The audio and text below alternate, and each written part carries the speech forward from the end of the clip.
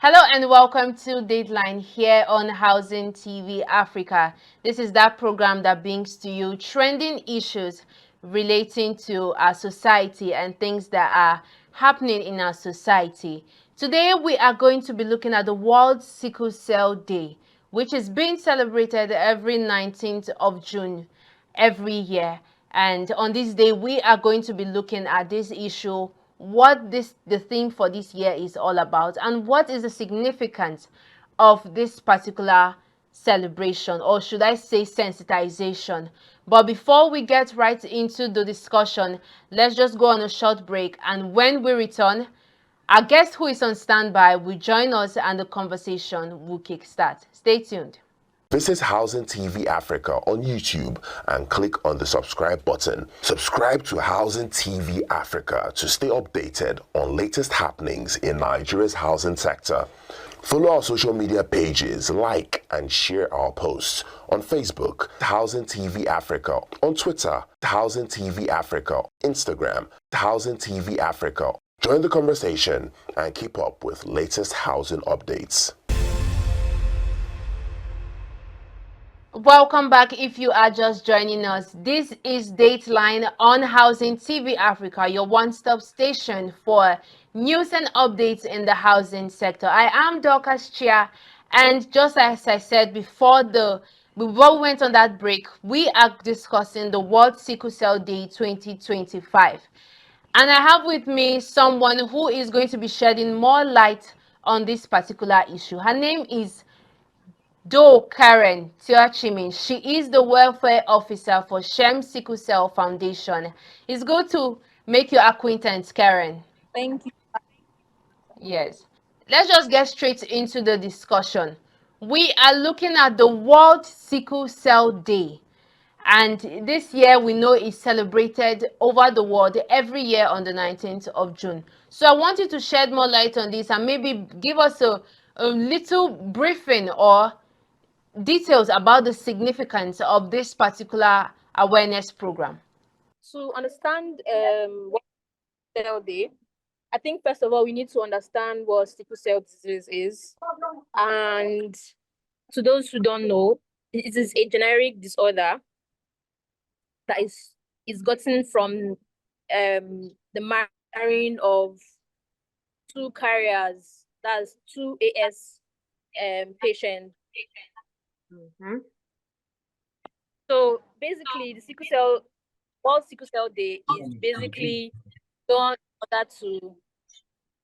in order to increase awareness about this genetic disease. So first of all, the World Sickle Cell Day helps to make people aware of the disease, let people know what it is, and then ways in which they can be able to prevent the occurrence of this disease. As I said, it's genetic, that means it's inherited. So by reducing it, you are creating awareness to people to understand, make them understand that this disease can be prevented, but it takes everyone's input to prevent this disease. That's what basically sickle cell, what sickle cell disease day is. What sickle cell day is all about, creating awareness for the disease and how to prevent it. Thank you. Okay, so when you say that this day is also an opportunity to make people know that they can prevent this particular disease, um, what would you say is one of the ways individuals can be able to prevent sickle cell in order not to become a sickle cell carrier?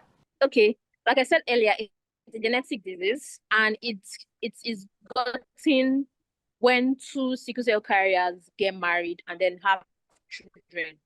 So by sickle cell carrier, I mean sickle cell traits carrier. I mean people with genotype AS. You hear people a lot saying, "Oh, my genotype is AA, my genotype is SS, or my genotype is AS." So those people with genotype AS carry the traits of having reduced or disorders of the hemoglobin, of production of hemoglobin. Hemoglobin is the oxygen produced by the red blood cells that is supposed to be taken around the body as the blood flows. So basically, those people that have the traits the AS, they have the traits of this disorder where their red blood cell does not generate hemoglobin enough for their body. So if they get married to someone else who has the same traits, they are prone.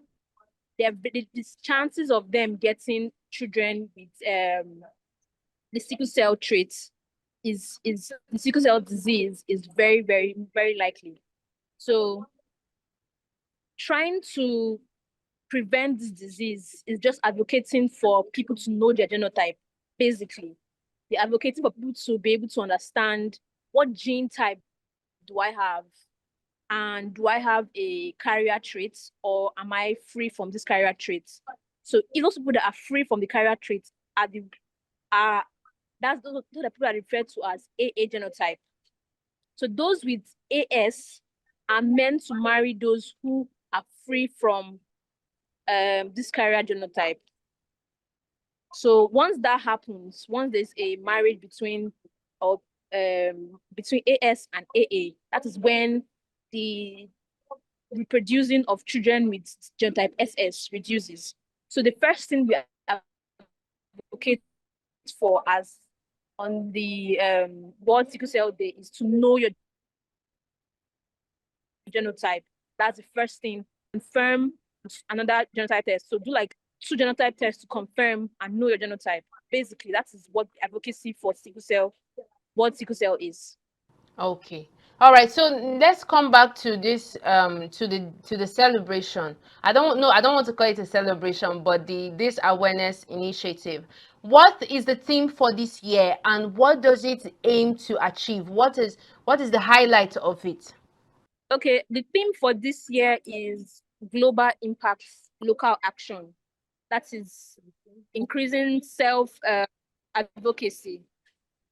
That it means the advocacy for this disease shouldn't be something left to the government to do, shouldn't be something looked at as foreign, but it should be something that each and every person is advocating for by themselves.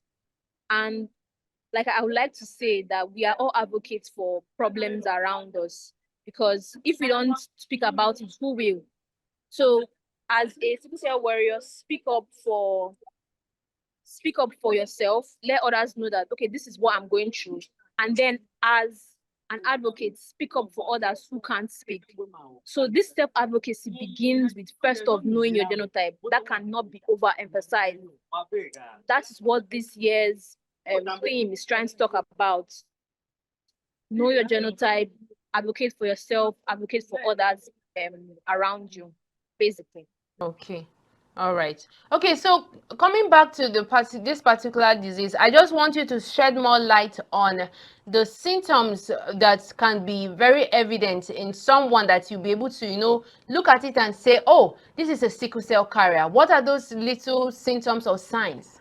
Okay, that's a very interesting question, because most times, if you see someone who has sickle cell anemia, most times professionals are think that they're like the best in recognizing people who have health professionals.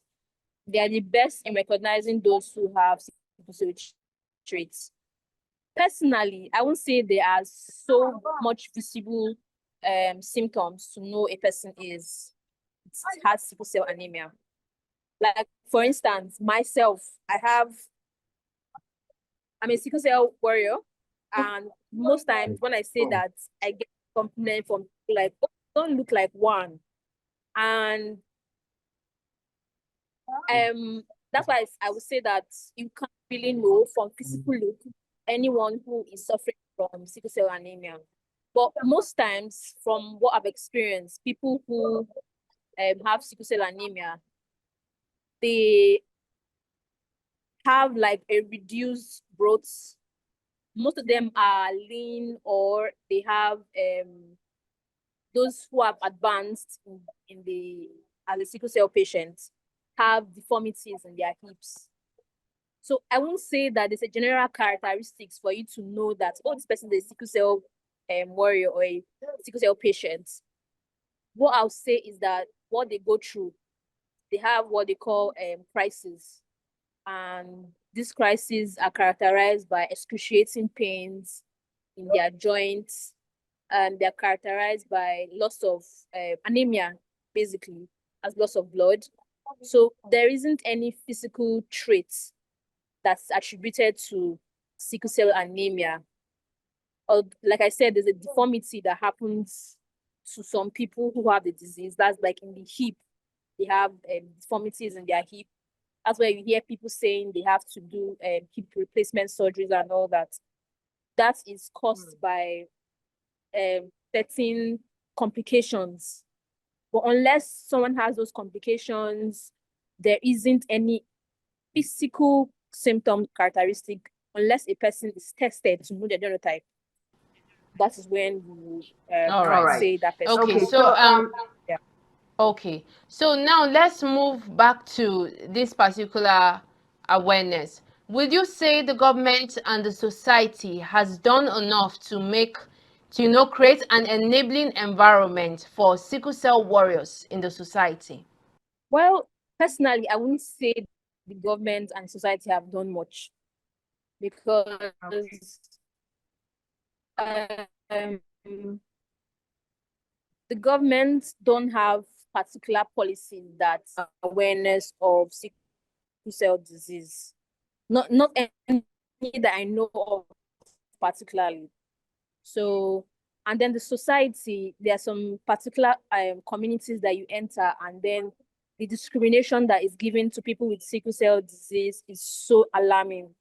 Like, I've had experiences of people who have sickle cell disease and they're not allowed to take a particular job because of this illness. So I'll say in situations like that, where you have workplaces and schools discriminating or causing some type of emotional distress on people with this disease, in those kind of places, I will say that the society hasn't really done much to helping the sickle cell community. Okay. Okay, so let's now come to how one should take care of themselves in terms of as a sickle cell warrior. How do you think what way should other sickle cell warriors take care of themselves in able to live healthy and stay long and be fit also, and also avoid crisis? Okay. One major way, sometimes I hate hearing it, but it is very important. Water. Be hydrated as much as be hydrated. Like my doctor will always say, always have with yourself a bottle of water that you are drinking continuously. That's one vital way. So the water, what the water does is that it helps to, those cells are sickled. So when they are flowing through the bloodstream, they get stuck in joints. That causes the pains. So the water they are drinking helps with the flow, help eases the flow of the red blood cells. So that's why water is very important. Another important thing is there are routine medications now. There are advancements in technology where there are routine medications that can be taken that will help in the reduction of number of crises a sickle cell warrior can have. And one of that medication is hydroxyurea. Although it's on the high expense side, because you have to take it imagine taking a medication every day of your life. So hydroxyurea, folic acid, and then taking, and then avoid any type of stress, both physical, mental, any stress that could bring form of any crisis. To avoid stress.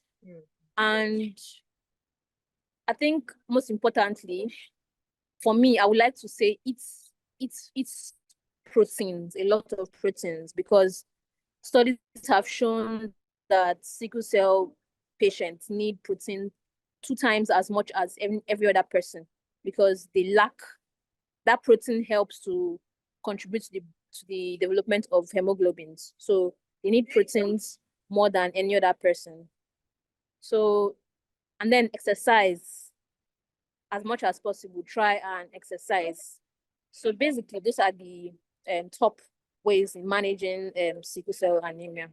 Okay, so talking about your drugs, last week there was news about a particular awareness for sickle cell in Abeokuta, and their main point was, campaigning that the drug should be made cheaper, so that sickle cell warriors, yes, sickle cell warriors can be able to afford it. So I just want you to talk more on that. Are the drugs actually not so affordable for sickle cell warriors? Okay.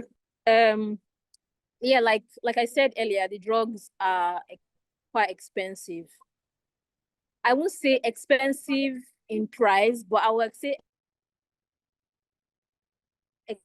expensive in the fact that this person is buying this drug every day, or buying a drug of a drug that will last you a month for like 9,000. Next month 9,000 for the next 12 months. So I think I'll also support that movement that they started in Abeokuta, because I'm even of the saying that first of all, genotype testing should be free, because it encourages people to be able to know their genotype without having an excuse of, oh, the money is too much or that. So, and it's something that you do once in a lifetime. So that's just my personal opinion. The genotype testing should be free, and then there should be a reduction in price for these routine drugs. All right. Okay. So lastly, because we have few minutes before we round up, I want you to talk on how um, individuals and even the government, ways they can make the environment very enabling for sickle cell warriors, and maybe your word for Nigerians on this particular celebration, not celebration, but awareness of sickle cell. Okay. Well, one thing I would like to say is that first of sickle cell warriors are humans as well, and the level of discrimination or the level of stigmatization um towards them should not be there, because they are humans, and it's not their fault that they have this disorder that they have. That's one thing. Because I remember I'm going to camp, NYC camp, and I applied to be off the camp for the period of the 3 weeks, and I was denied based on the fact that I do not look like a sickle cell warrior.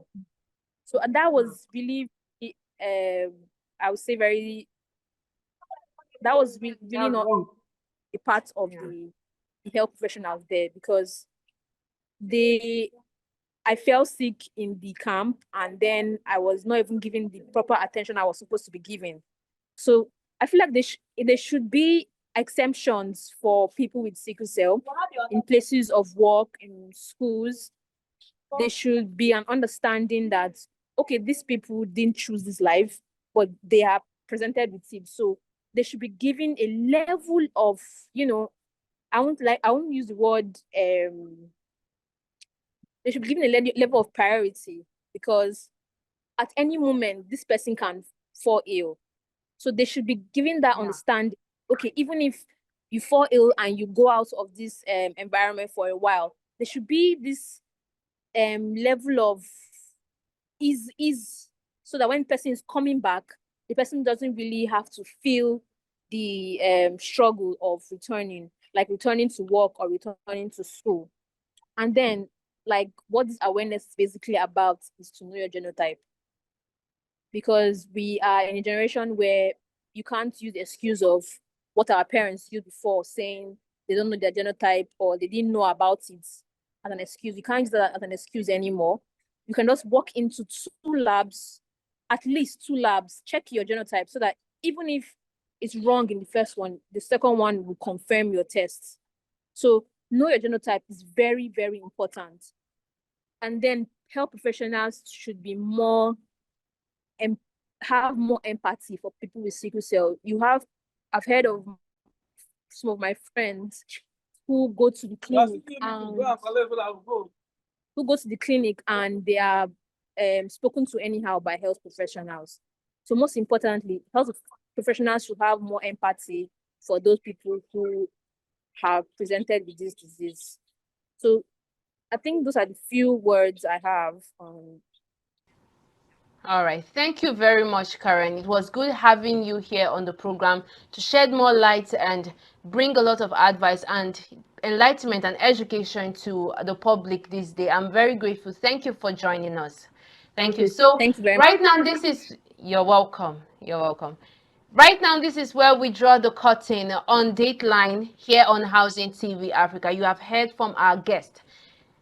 Sickle cell warriors are also human beings. Let's do our best as a society to not discriminate but treat them right.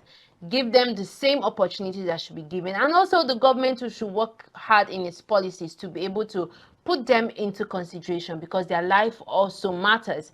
And for you out there who is not yet aware of his or her genotype, it's never too late.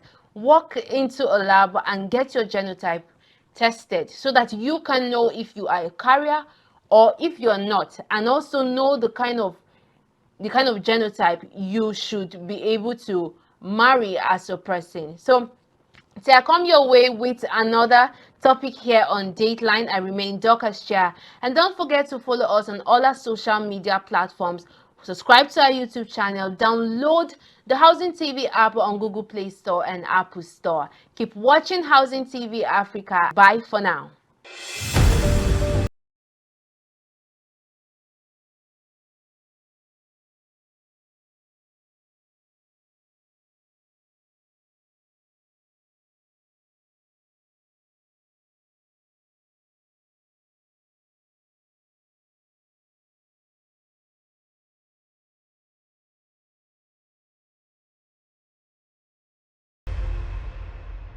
Visit Housing TV Africa on YouTube and click on the subscribe button. Subscribe to Housing TV Africa to stay updated on latest happenings in Nigeria's housing sector.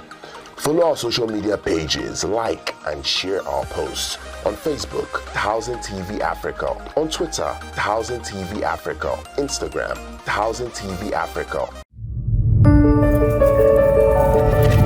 Housing TV Africa, your first in housing development broadcasting.